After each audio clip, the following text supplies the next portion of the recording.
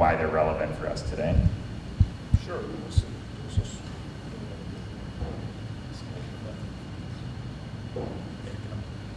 Yeah, great to be here. Good to see you all. Thanks for coming out.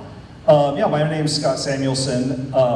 As I was actually just saying to Richard, I got my PhD in philosophy and realized that I had not studied any Chinese philosophy at all. That I knew Western philosophy quite well, which I'm grateful for, but that I was completely ignorant of one of the rich traditions of philosophy in the world. And so I made a point of studying it and studying with some great scholars of Chinese philosophy.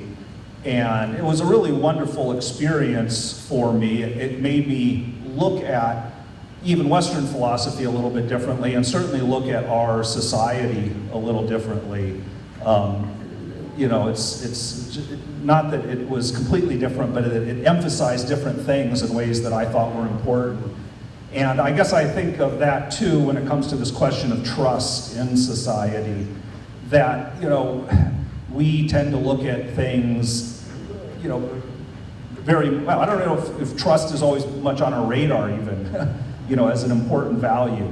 And, you know, when we think of the values that we hold dear, we think of things like, you know, equality, rights, law, these kinds of things. And when I studied particularly the Confucian tradition in philosophy, I was really interested to see a totally different set of emphases, things that brought out other things than you know, so rather than individuality, relationality was what really mattered, or rather than equality, the hierarchies that make a society run were emphasized, or rather than law, things like ritual and propriety and respect were valued. And of course we value these things too, but I realized how important it was to think about those things as well, and that sometimes an overemphasis on some of the you know, our values can lead us to forget some other things that are absolutely crucial to have a humane and social life. So I'll leave it at that for now, but I hope we can dig in more to some of those issues. Yeah, great. And I'd love to hear your take, Richard, on kind of a similar set of questions. You'll just hold it down until it turns green. Green scale. Yep. Okay. All right, great. It's really just so amazing to be here. And I just flew in today, and actually I did want to quickly read a little passage just because I read it on the plane, on the flight here this morning. And it was actually, I was reading this book on ritual. It's by Byung-Chul Han. So he's a German-Korean philosopher. I don't know, have you heard of him? Yeah, he's really terrific. But there was just this one, just like a couple sentences from this book where he starts talking about festivals. And I thought it was just so good. So here's what he says. As forms of play, festivals are self-representations of life. They are characterized by an excess, an expression of an overflowing life that does not aim at a goal.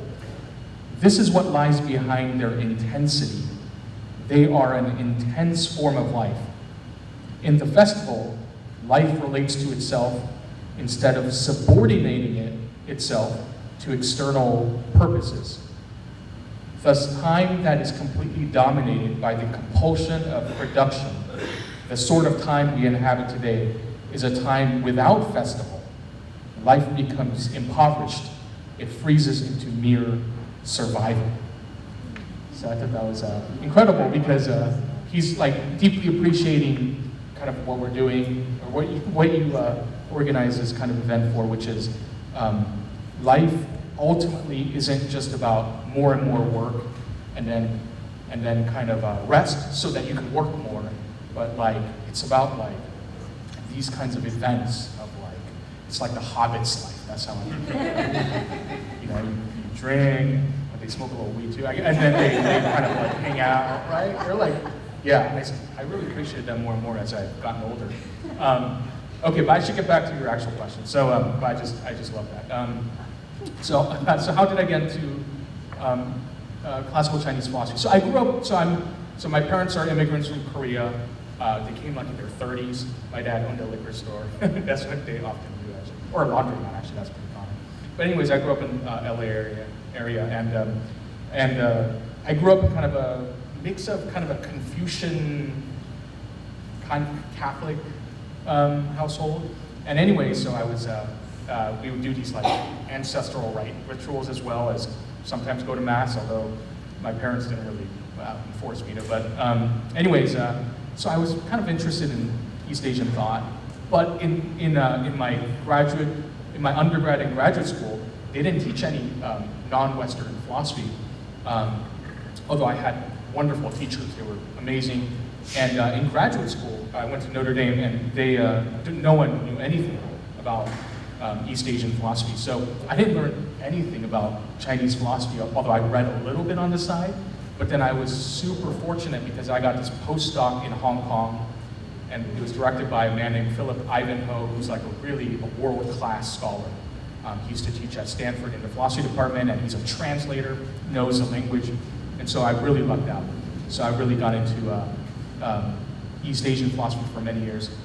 And what I loved about it was when I was growing up, because I came to the US when I was about 7, and I remember not speaking English, but then like gradually as I got older, I was trying to see like in what ways is American culture and Korean culture like similar or different.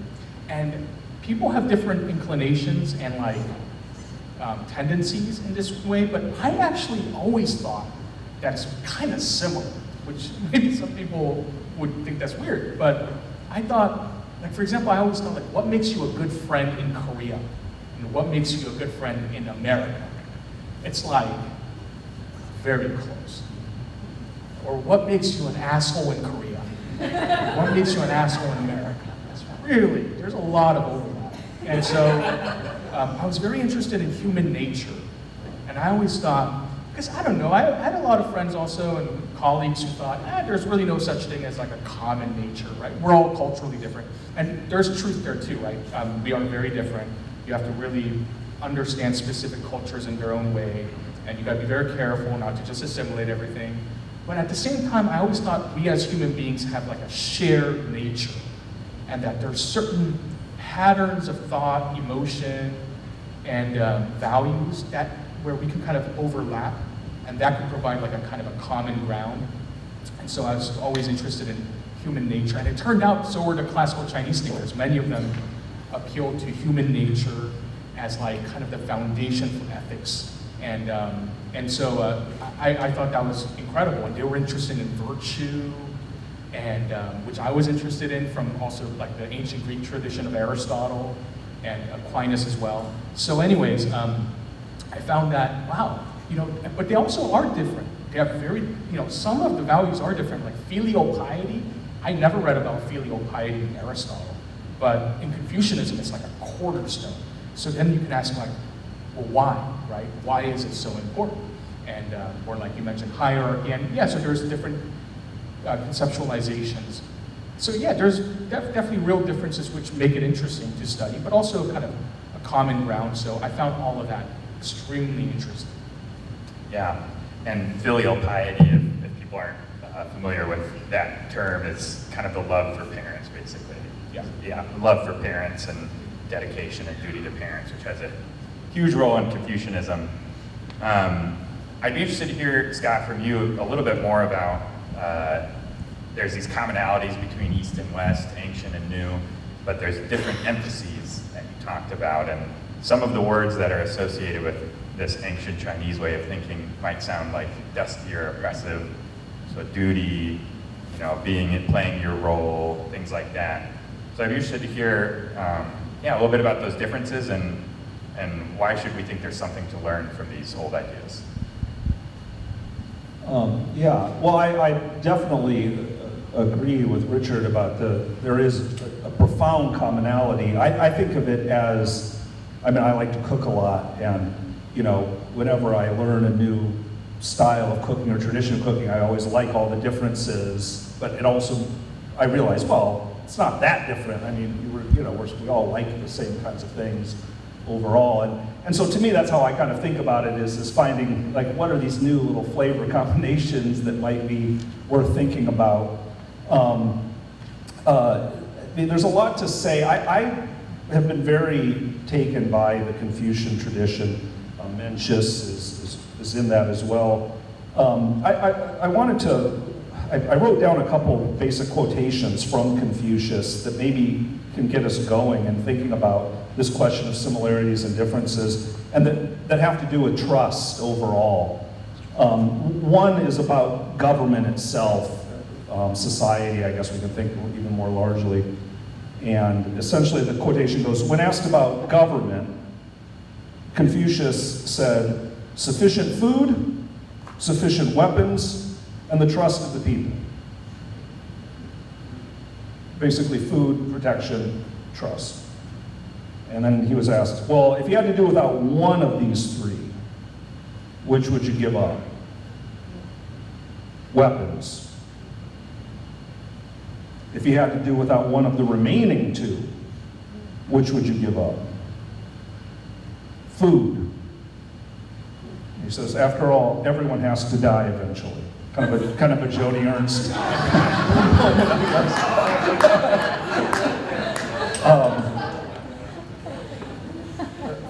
He says, but without the trust of the people, no government can stand. And so the sense that I think we could even say it more broadly, that any human life, for it to work, even for food to get passed down well, even for defense to take place, let alone anything else, there needs to be trust overall, and that is absolutely fundamental. And sometimes when people first encounter Confucian ideas or whatever, they think, well, that sounds nice in theory, but could that really work in practice? It's good to remember that, he was living through a time that was a time of real social breakdown in China, much worse, for instance, than what we're living through now. So he and it eventually collapsed into all-out civil war in China. So he's thinking about this question, okay, what's going on? What's wrong with, what we're doing, and how can we begin to repair that? And he's putting his finger on, well, we need to figure out how to make trust circulate again. And if we think about just, like I was trying to just think coming into this, like, well, what are the things that cause a breakdown of trust? We all know kind of what they are. It's like betrayal, dishonesty, when people aren't doing their jobs, people are letting us down, leadership failures. Obviously, all this can be exacerbated by new technologies and what they bring about, and the new kind of opportunities that we don't quite know how to handle. And so I think Confucius is thinking about all that too, and I think he's thinking to himself, well, okay, how do we, restore trust as all this stuff is breaking down? And he comes up with quite an elaborate, I think, philosophy to do that takes place deeply at our individual levels, but also at the governmental level. I think that his basic insight was that the breakdown of trust is a violation of our kind of relational web of being human. That we have deep relationships that sustain us as human beings, and that when that web starts to break down, that's what's going to cause this greater set of problems in society. And so the question is how do you kind of reweave that web of relationships? He has a famous quotation where he says, well, kind of the single thread that runs through my philosophy is an emphasis on two kind of virtues that we sometimes have troubles translating perfectly into our concepts. But one is the virtue of loyalty, zhong in Chinese, that means not just like loyalty to a person, but I think of it as like loyalty to a relationship. Being a good friend, being a good teacher, being a good leader. How do I be loyal to that relationship? What does it mean to fulfill that relationship well? And how can I do my utmost to do that? That's kind of what the virtue is. And then the other side of it was the virtue of shu, which means something like sympathetic understanding. being able to put yourself in someone else's shoes. It's a bit like the golden rule. He formulates at one point, don't do unto others what you wouldn't want done unto you, basically. But he says, okay, so if we could start with thinking about, well, what are those key relationships and how can we be loyal to those relationships? And then how can we also relate to each other with this kind of sympathetic understanding? He's like, that's going to go a long way towards repairing trust in society. And I think that that's a pretty profound insight, and I think a lot of things potentially flow from that. This is something that I think can take place right now among us. I think that this is something we can all participate in, and Confucius seemed to believe, and Mencius maybe even more, that when we do this, a kind of powerful energy can flow out and be restorative for others. But Confucius also seemed really interested in the idea of this. It's important for this to happen at the levels of leadership. So whenever we occupy, positions of leadership, that's super important because it's going to set a kind of tone that resonates throughout everyone that we're leading. And that when leaders fail to do that, then it creates the opposite, a kind of bad tone that also resonates outward. I'll pause for now. There's a lot more to say, but that was maybe a start. Yeah, I think that's a great start. And there's a lot of directions that we can go through. I'm reminded of a phrase, I think that's in the Mencius, where he talks about the transforming brilliance of morality. That if you see somebody who's really living well, it's just so beautiful that it's like going to make you want to live well.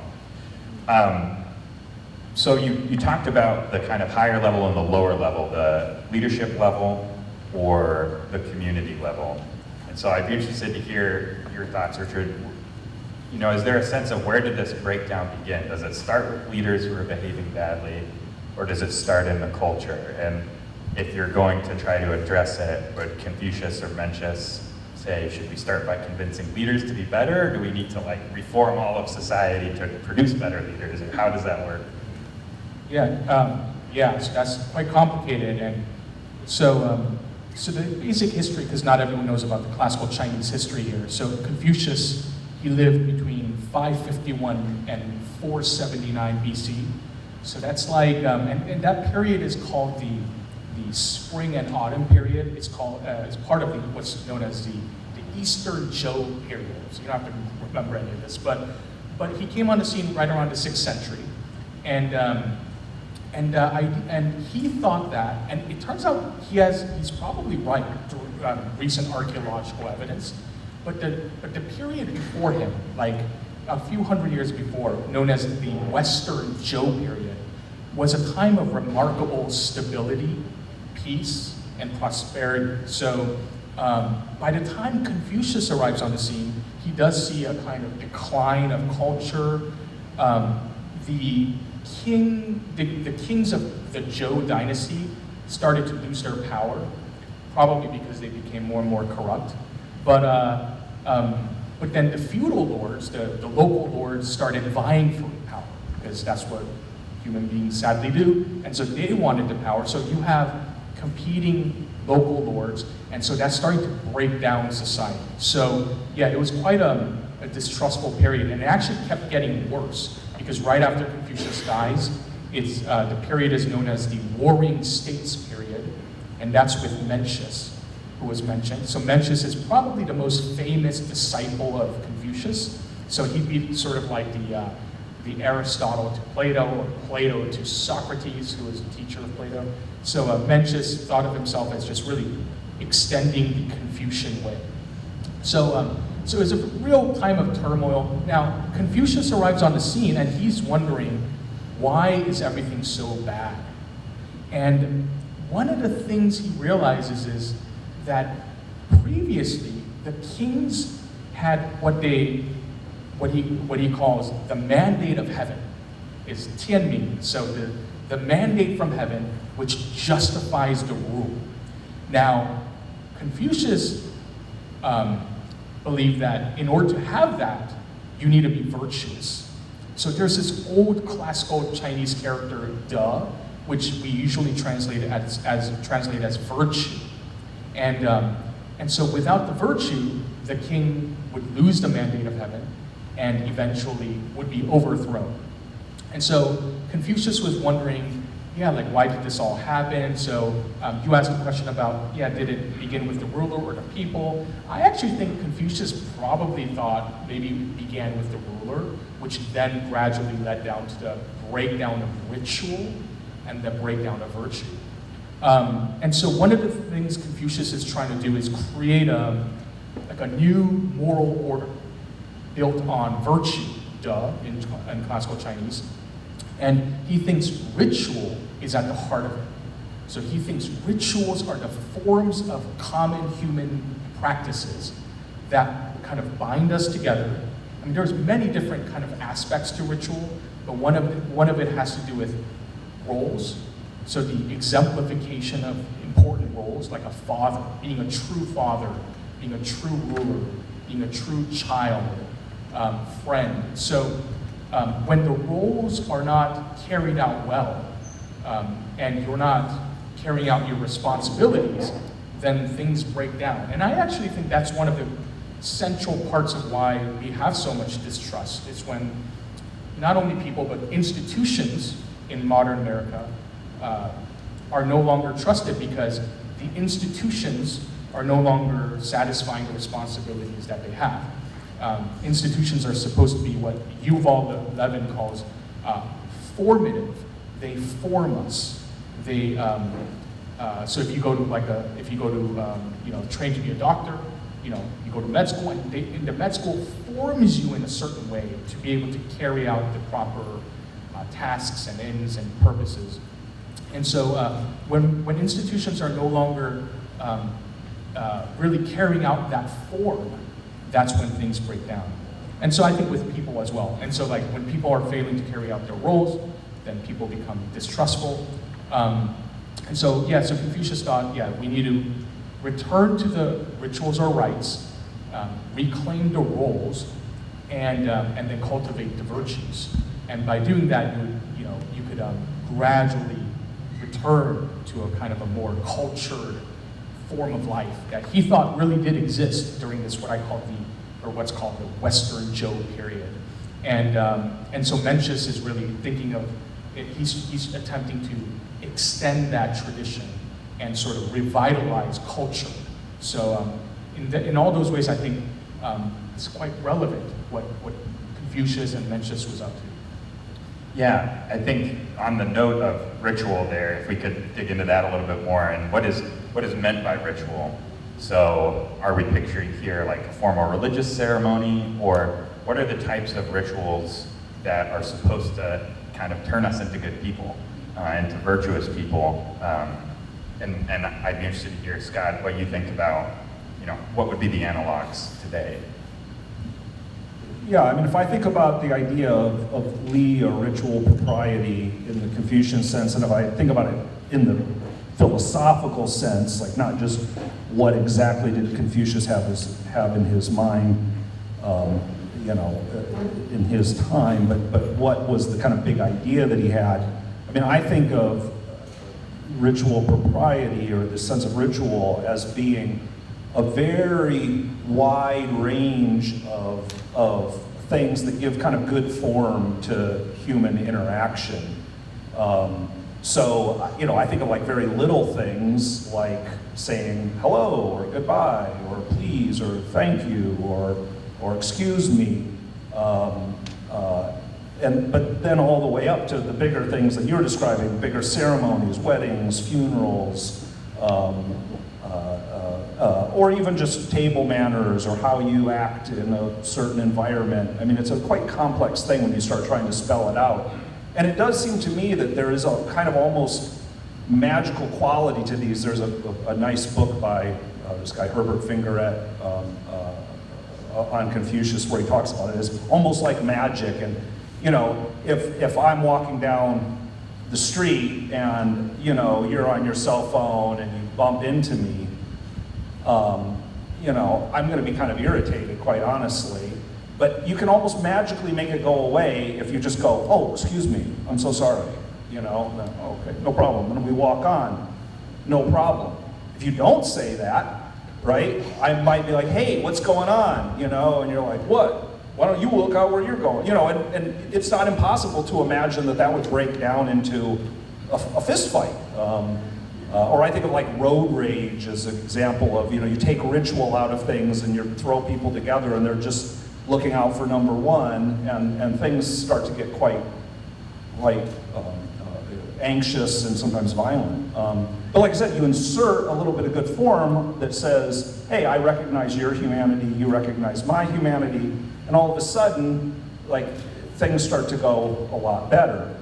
Same way, obviously, if I demand that you give me something, you will get angry, but if I say, please, would you hand me that thing, you often will do that without any problem at all. And then I say thank you. And so all of a sudden, these human interactions are humanized, or given a kind of human good form in this way. And these become even more important when we talk about something like a funeral, where we have very complex emotions, and it's very difficult, and all of a sudden you have some kind of ritual that gives form to that, and it allows us to kind of get through and still be human, and often to kind of weave the relationships that help us to maintain our humanity throughout. So to me, I think of it as, for Confucius, he thinks like, okay, those things are really, really important, and when those break down, then you get very quickly to a place of violence and anxiety and distrust. When you figure out ways of cultivating those, then it starts to regenerate a human society overall. Curiously, he seems to also think that rules and punishments are a bit at odds with ritual propriety. That if I say, do this or else you get punished, maybe you do that and we maintain order that way. But now you're doing it out of a selfish sense of wanting to avoid punishment, and as soon as you think you can get away with it, you're apt to do that. Whereas he thinks that ritual propriety, you internalize a sense of what he calls shame, and you would feel a kind of shame, you know, if you acted in a certain way at a dinner party, or if you treated your parents in a certain way, or if you'd feel ashamed of that. And so you kind of reform yourself according to those kinds of human patterns. While I do think that not all common rituals are equally good, and I don't think Confucius thought so either, I think he thought that that was kind of the general ballpark in which we needed to be thinking about where do we find those good relationships overall. Yeah, I think you put it well in a previous event we had, where you talked about the Chinese symbol for benevolence or goodness is the combination of people and two. And so ritual is like a way of shaping people to acknowledge the existence of other human beings and acknowledge their humanity. I was reminded in that, and also in the quotation you read at the beginning, in the beginning of the Mencius, he says, part of what had happened to lead to this situation is that everybody became obsessed with profit, because the king says, well, what should I do to profit my kingdom? And he says, if you're thinking that way, like, the game is kind of over. Because once you start thinking that way, it's, well, I want that guy's more horses than me, I want his horses. So if you're in that situation where, and this is another kind of maybe universal thing, the profit idea, how do you persuade people, or how would you convince people that they even need to follow these rituals? Or what would be the appeal if society's kind of this competition of all against all? Yeah, So, easy question. I'm not sure. You just... I'm not sure if there is a magic bullet for that question. I mean, what you can do is at least you can participate in the rituals, and you could say, I'm sorry, and you can apologize, you can say thank you, and act respectfully. And then the other Confucian idea which you mentioned was that good moral exemplars will be imitated. And certainly, I don't think about this enough, but I'm pretty sure my kids are watching me. I have kids, and they're watching me, and they see how I behave and act, and they'll model after my behavior in certain, maybe very subtle, nuanced ways that I don't even fully understand. And so there's that. And our friends are watching us, right? Especially friends you admire, and you're trying to imitate people. So we're that kind of creature. So maybe that's part of it. Yeah, I mean, there were so many great things said about ritual.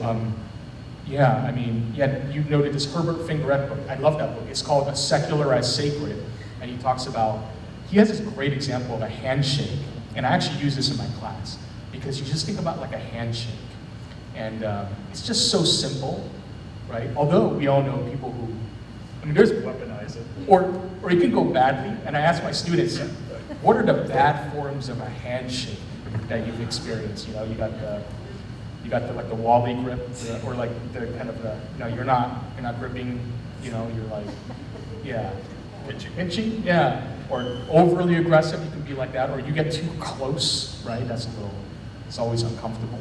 So it requires a kind of a cultural background. So actually, it takes an enormous amount of background cultural knowledge to really be able to do this well. If you look at the person in the eye, and you give a decent shake, and don't linger too long because it's weird. And so there's a host of conditions, but also I asked them, okay, but it's just a simple little gesture of saying hi, right? But what if you don't do it, right? You mentioned like, well, what if you don't say, oh, I'm sorry? I mean, and then I asked my students, well, have you ever had a time when someone you knew, like pretty well, you're just walking down the path and you meet, you see each other in the eye and you're like, hey, and the person just walks by. I mean, you might go, but what's the big deal? It's just a little word, just kind of move on, right? But those things have extraordinary consequences, like not saying I'm sorry. These little words have almost like a magical power. And so I think Confucian, one reason to study Confucius or Mencius, the Confucian tradition is that I think they were sort of masters of psychology as well, because they were really careful observers of human psychology and emotion, and they're really trying to study how humans behave, what motivates them. And I think one of the things you realize when you read like Mencius is, so Mencius has this famous line, human nature is good. So what he does is he identifies what he calls the sprouts of goodness. So he identifies specific, basic human emotions that he thinks are constitutive of human nature. And he thinks we all have this and that we're at bottom good. And what's interesting is that Mencius is noticing, and so does Confucius, that despite what it looks like, yeah, it's true that we go after profit and self-interest and money and power and glory and fame, but also we're really driven by certain moral thoughts. Like, one of the most painful things for human life is when you don't think of yourself as a good person. Like, if it's just too painful. I mean, have you ever met anyone who really thought, I'm really horrible? I mean, not even some actual horrible people, and I won't name names, but they can never say that, right? What you do is you rationalize because it's just too painful, because that's part of your identity. Almost everyone has a moral identity.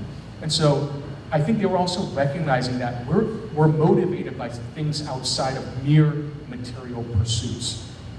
And then you mentioned this beginning of Mencius. The very beginning of this classical Chinese text named the Mengzi, or the Mencius, is a king says, hey Mencius, I heard you're wise. How can you profit my country, my state? And Mencius immediately, right, his response is, he chastises him and he says, why are you talking about profit? Like, why is that the first thing you think about? Because when you do that, everyone else is going to think about that too. The citizens of your state are always going to be thinking about that. Families will always think about profit.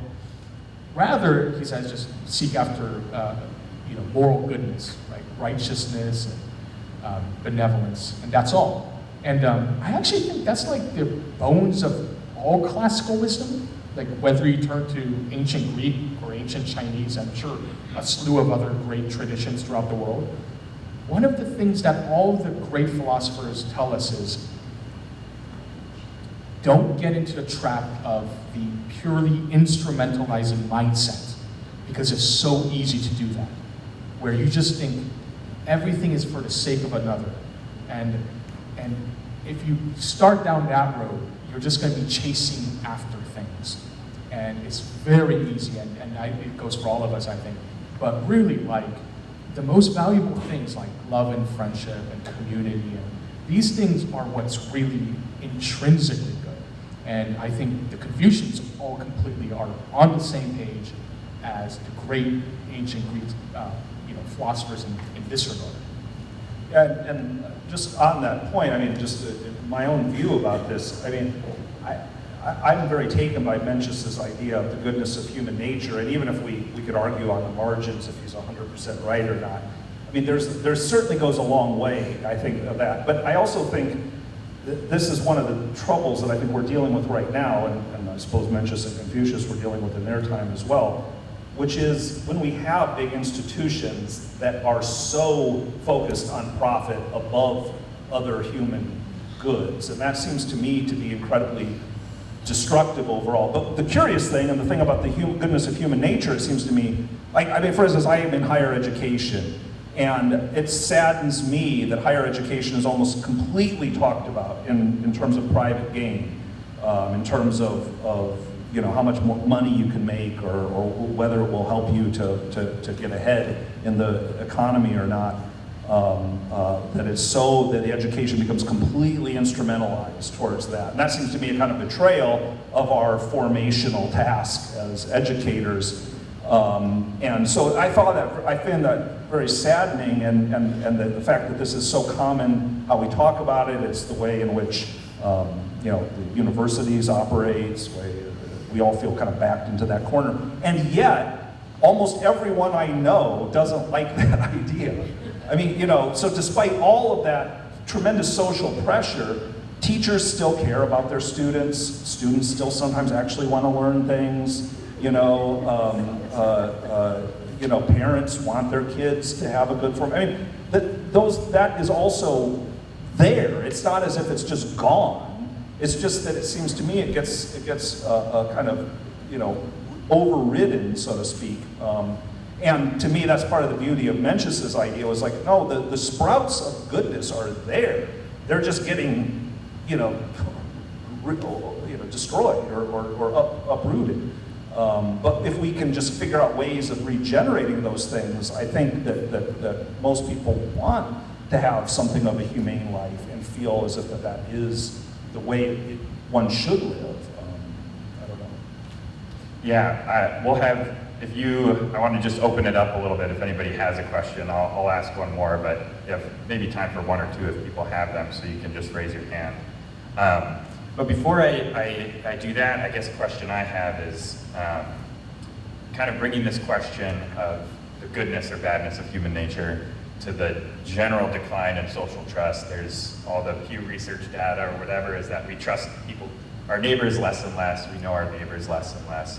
And what can we take from Confucianism? Is there a reason to believe that we should be trusting people more if Confucius or Mencius are right that human nature is good?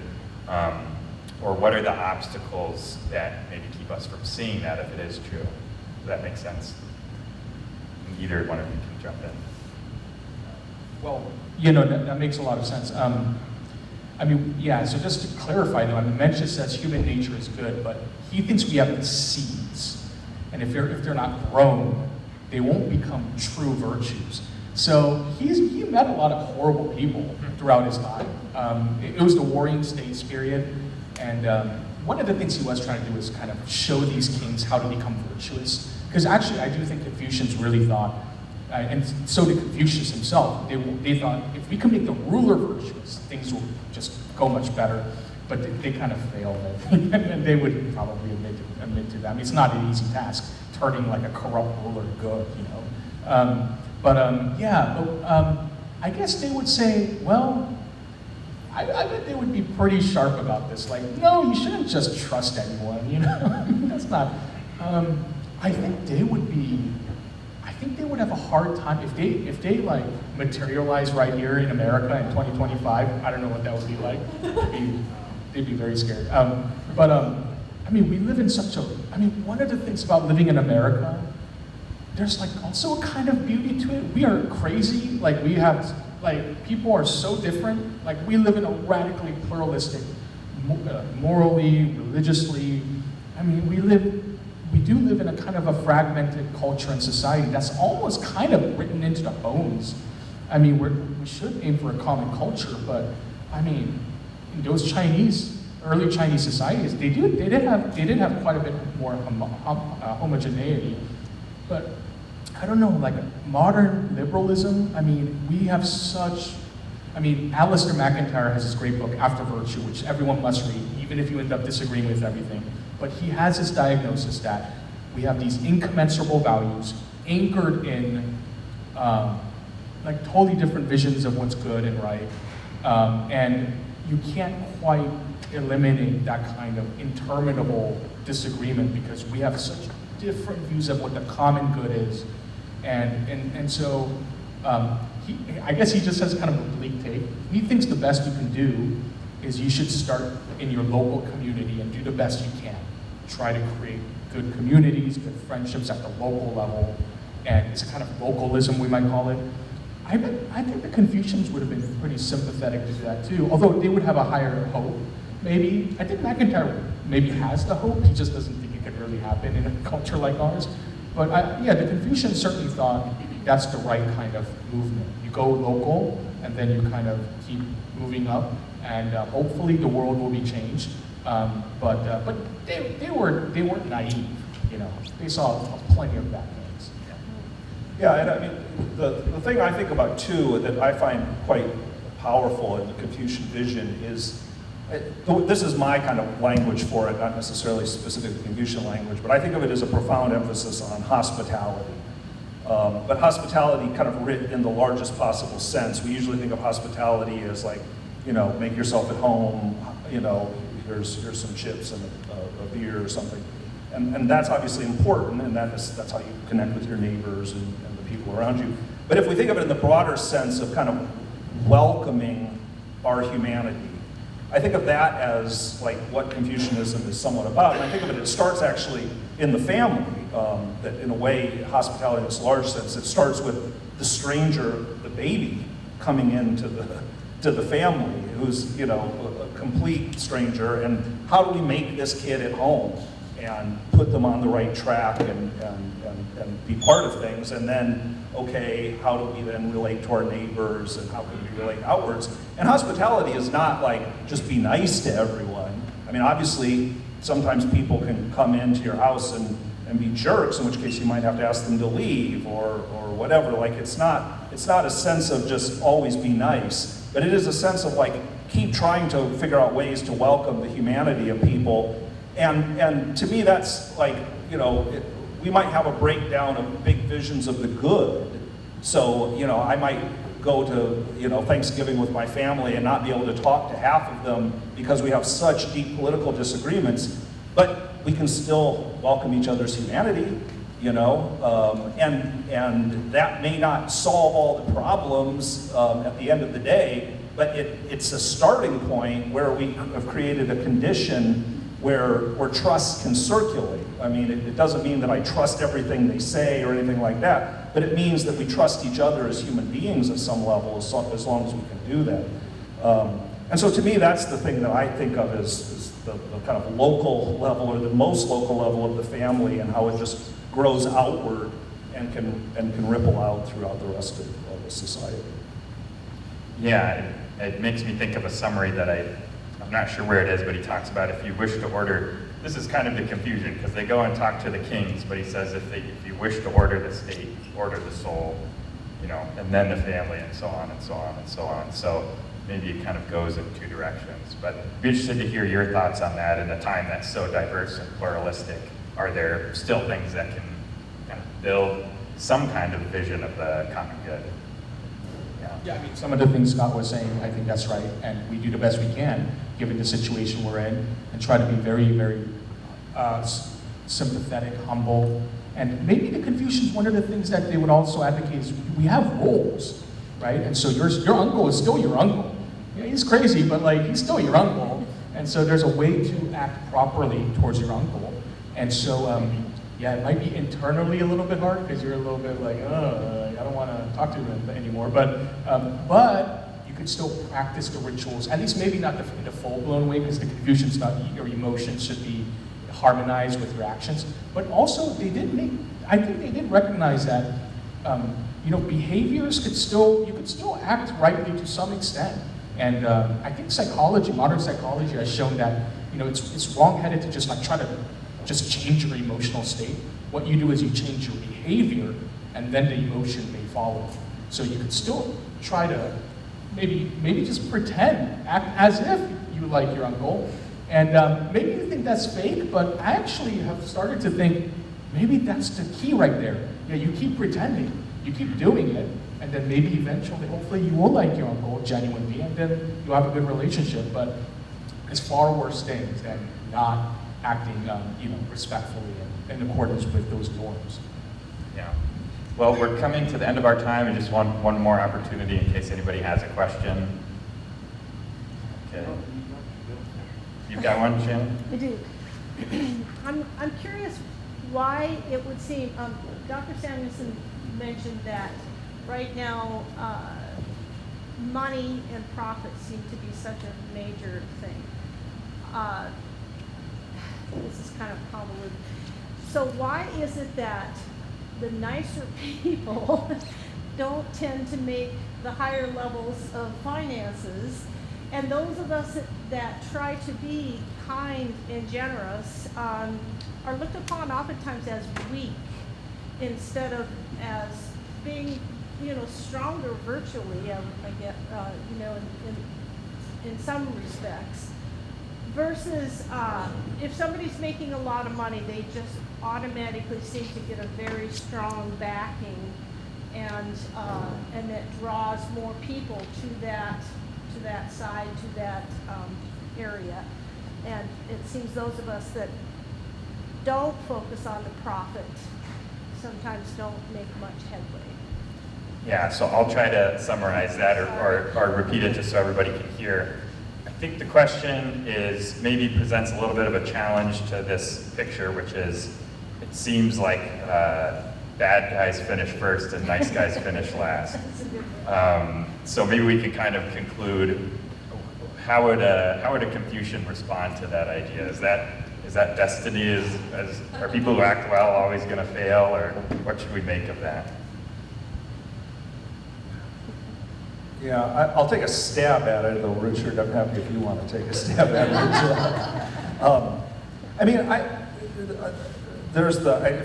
If we use Nathan's terms of finish first or finish last, I guess there's a question of what race you're running or whatever. This is, to me, again, why I think that these reflections on human nature of someone like Mencius are important and moving to me, is that I'm not so sure that we flourish more by pursuing profit. It may be that I make more money by pursuing profit. That seems almost guaranteed, up to a point, at least. But I'm not so sure that means that I'm actually flourishing as a human being by doing that.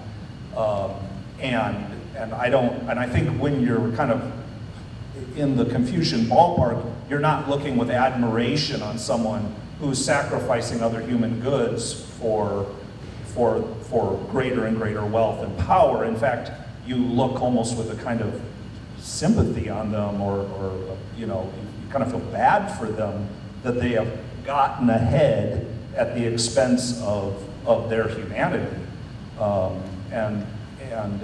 the difficult question is this: at the social level, what kind of society are we going to cultivate? Are we going to cultivate one where we put some stock in those humane values, or are we going to have a society that just fully unleashes, the kind of egotistical profit motives that people have?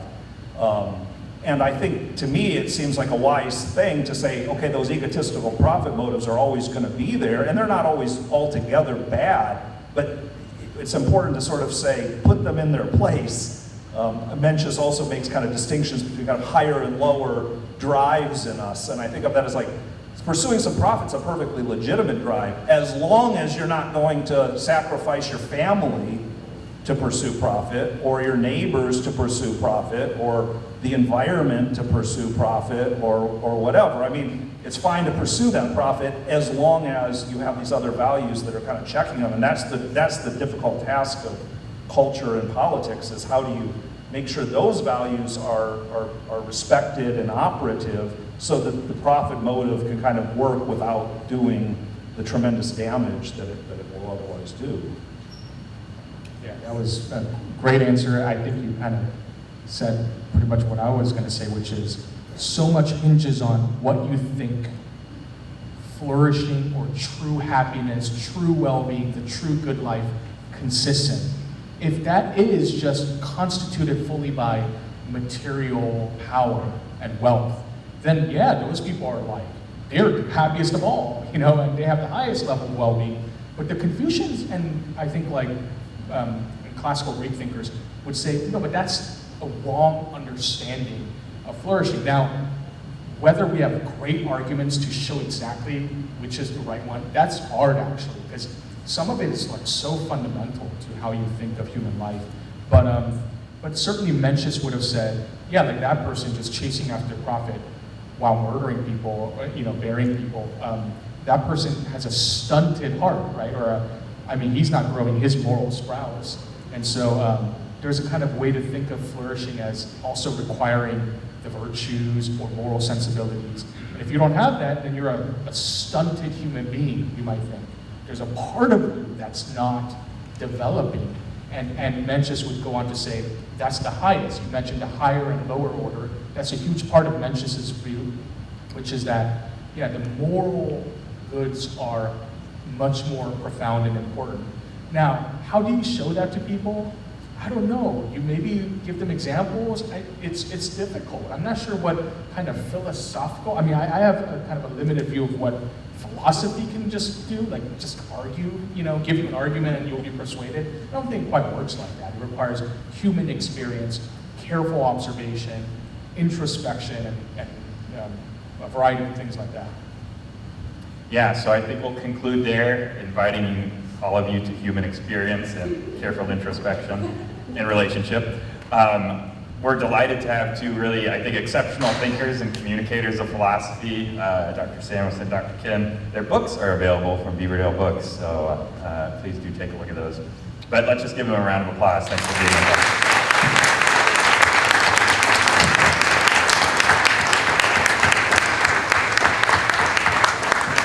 And we'll take a little break now. We'll come back for the ideas contest, I believe. And so for those who are participating in that, Joe